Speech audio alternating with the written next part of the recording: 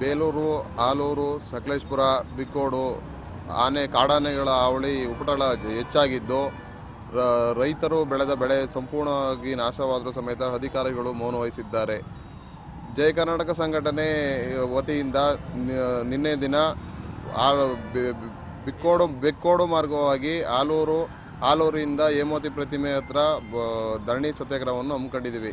ಇವತ್ತಿಗೆ ಎರಡನೇ ದಿನದಿಂದ ಸ್ಟಾರ್ಟ್ ಮಾಡಿದ್ದೀವಿ. ಯಾಕಪ್ಪ ಅಂದರೆ ಇವತ್ತು ಮಾಜಿ ಮುಖ್ಯಮಂತ್ರಿಯಾದ ಎಸ್ ಎಂ ಕೃಷ್ಣ ನಿಧನರಾಗಿದ್ದರಿಂದ ಸರ್ಕಾರ ಸ್ತೋಕಾಚರಣೆ ಮುಖಾಂತರ ನಾವು ಯಾವುದೇ ರೀತಿ ಸರ್ಕಾರದ ವಿರುದ್ಧ ಘೋಷಣೆಗಳನ್ನು ಕೂಗ್ತಾ ಇಲ್ಲ.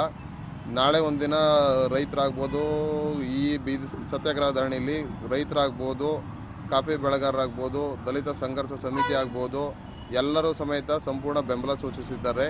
ನಾಳೆಯಿಂದ ಈ ಸತ್ಯಾಗ್ರಹ ಕಾರ್ಯಕ್ರಮಕ್ಕೆ ಕೂಲಿ ಕಾರ್ಮಿಕರಿಗೂ ಸಮೇತ ಬರ್ತಿದ್ದಾರೆ. ಯಾಕೆಂದರೆ ಅವರಿಗೆ ಕೆಲಸಕ್ಕೆ ಹೋಗೋಕ್ಕೆ ಭಯ ಕಾಡ್ತಿದೆ ಅಂದ್ಕೊಂಡು ನಿನ್ನೆ ಬಂದು ಹೇಳಿದ್ರು. ಅವರು ಸಮೇತ ನಾಳೆ ಕೂಲಿ ಕಾರ್ಮಿಕರು ಸಮೇತ ನಮ್ಮ ಸತ್ಯಾಗ್ರಹ ಧರಣಿಯಲ್ಲಿ ಪಾಲ್ಗೊಳ್ತಾರೆ. ಸರ್ಕಾರ ಕೂಡಲೇ ಎಚ್ಚೆತ್ಕೊಂಡು ನಮ್ಮ ಸತ್ಯಾಗ್ರಹದ ಧರಣಿಗೆ ಅವರಿಗೆ ಕೊಟ್ಬಿಟ್ಟು ನಮಗೆ ಕೂಡಲೇ ನ್ಯಾಯ ಒದಗಿಸ್ಕೊಡ್ಬೇಕು. ನ್ಯಾಯ ಒದಗಿಸ್ಕೊಳ್ಳಿಲ್ಲ ಅಂದರೆ ಇದು ಉಗ್ರ ರೀತಿ ಹೋರಾಟಕ್ಕೆ ಹಮ್ಮಿಕೊಳ್ಬೇಕಾಗತ್ತೆ ಅಂತ ಎಚ್ಚರಿಕೆ ಕೊಡ್ತೀವಿ. ಸೋಮೇಶ್ MKR ಜಿಲ್ಲಾಧ್ಯಕ್ಷರು.